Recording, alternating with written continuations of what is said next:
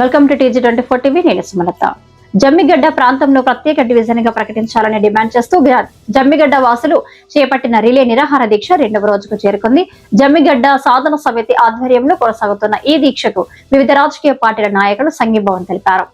ఈ సందర్భంగా మాజీ కార్పొరేటర్ పచ్చీరి పావనిరెడ్డి, టీఆర్ఎస్ రాష్ట్ర నాయకులు సింగిరెడ్డి సోమశేఖర్ రెడ్డి, కాంగ్రెస్ డివిజన్ అధ్యక్షుడు కేశెట్టి ప్రసాద్, మేడ్చల్ జిల్లా SSL అధ్యక్షుడు పత్తి కుమార్, బీజేపీ సీనియర్ నాయకులు కణుకుల రజనీకాంత్ తదితరులు దీక్షాకారులను సన్మానించి మద్దతు ప్రకటించారు. జమ్మిగడ్డలో 20,000కు పైగా ఓటర్లు, సుమారు 40,000 జనాభా ఉన్నప్పటికీ మౌలిక వసతులు, పరిపాలనా సేవలు సరిగ్గా లేవని దీక్షాకారులు ఆవేదన వ్యక్తం చేశారు. వెంటనే జమ్మిగడ్డను ప్రత్యేక డివిజన్ గా ప్రకటించాలని ప్రభుత్వాన్ని డిమాండ్ చేశారు. ఏకకంఠంగా జమ్మిగడ్డ డివిజన్ కావాలని ఈరోజు దాదాపు 3-4 రోజుల నుంచి రిలే నిరాహార దీక్ష చేస్తున్నాం. సో మేము కూడా అంటే యాజ్ ఎ డివిజన్ కార్పొరేటర్ మేము కూడా చెప్పేది ఏంటంటే నిజంగా కూడా జమ్మిగడ్డ ప్రాంతంలో ఓట్లే దగ్గర 50-60 వేలు ఓట్లుంటాయి.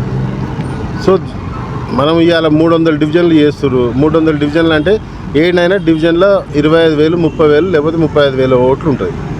సో జమ్మిగడ్డ డివిజన్ చేస్తే ఈ ప్రాంత అభివృద్ధి కూడా చాలా ఫాస్ట్గా అవుతుంది. ఎందుకంటే ఈ జమ్మిగడ్డ పేరు మీద ఒక డివిజన్ ఉందనుకో, సో దీనికి సపరేట్గా నిధులు ఉంటాయి. ఇక్కడ నోటిఫైడ్ స్లమ్ ఎక్కువ. సో రానున్న రోజులలో స్లమ్స్ని డెవలప్ చేయాలని గవర్నమెంట్ ఎట్లయితే కోరుకుంటుందో ఆ కోరిక నిజంగా నెరవేర్చాలంటే ఇవాళ జమ్మిగడ్డ డివిజన్ని సపరేట్గా ఒక డివిజన్ని డిక్లేర్ చేస్తే ఇక్కడే ఈ ప్రాంత నాయకులు ఎవరో ఒకరు నిలబడతారు, కార్పొరేటర్ అవుతాడు, రోజు పొద్దున్న లేస్తే ఈ ప్రాంత అభివృద్ధి కోసమే పాటుపడతారు. సో ఇప్పుడు ఏమవుతుందంటే కళ్ళగూర గంప లెక్క ఇక్కడ జమ్మిగడ్డలో 24 కాలనీలు ఉన్నాయి, అటు ఇంకో 30-40 కాలనీలు ఉన్నాయి. సో అన్ని ప్రాంతం ఒకటేసారి డెవలప్మెంట్ కావాలంటే కాదు.